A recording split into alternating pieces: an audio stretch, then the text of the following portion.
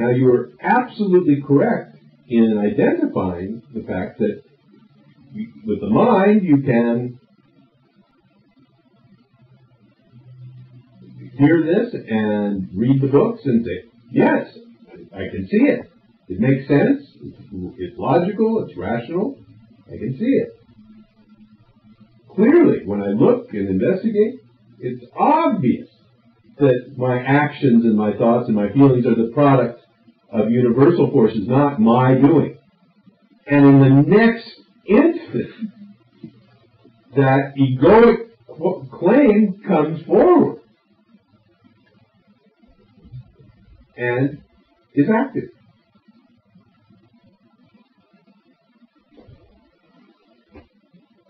So what we're doing here is we're looking at that claim.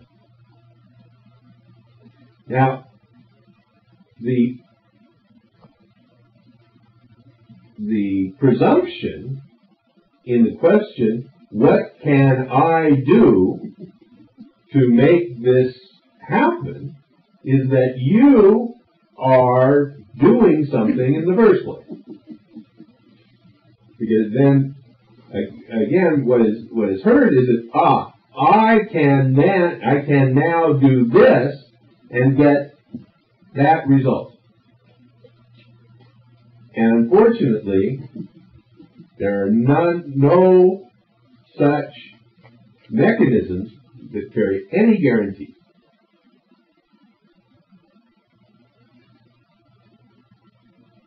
So what we're doing here is we're looking into the nature of what is. And you have been brought here.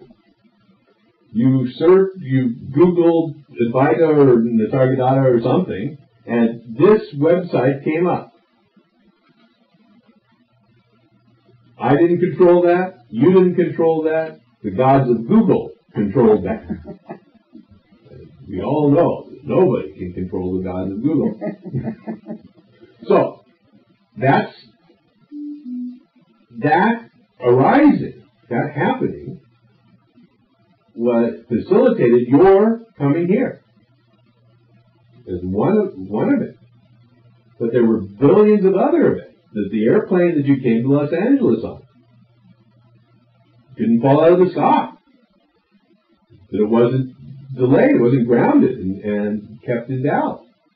That the dinosaurs necessary to produce the oil, to produce the gas, to make the airplane fly, died.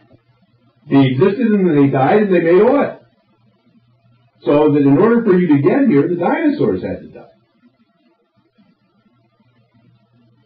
And Google had to come up with the website, and a billion other things. So when you see all of this, then you realize that your being here was an act of the universal life force that has moved you to sit there and to hear what I'm saying, and it is animating me to say it. So that for this to happen, billions and billions of things have to happen.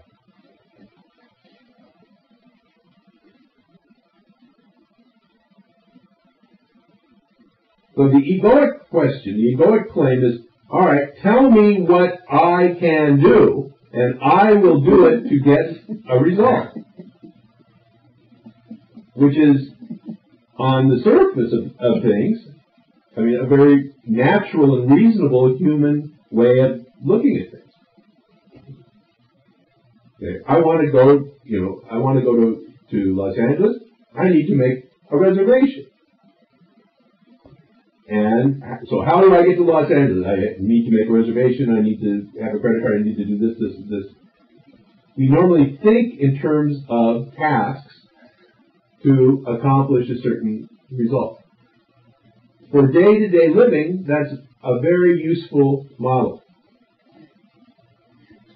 Sometimes, when everything goes right. It's a useful model. But it's useful enough to be functional, generally. But for understanding the nature of what is, it is not a use state.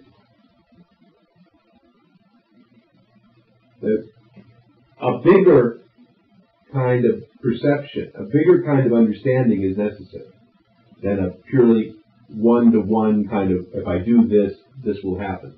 That shorthand kind of approach is not functional. It's not useful in understanding the nature of what is.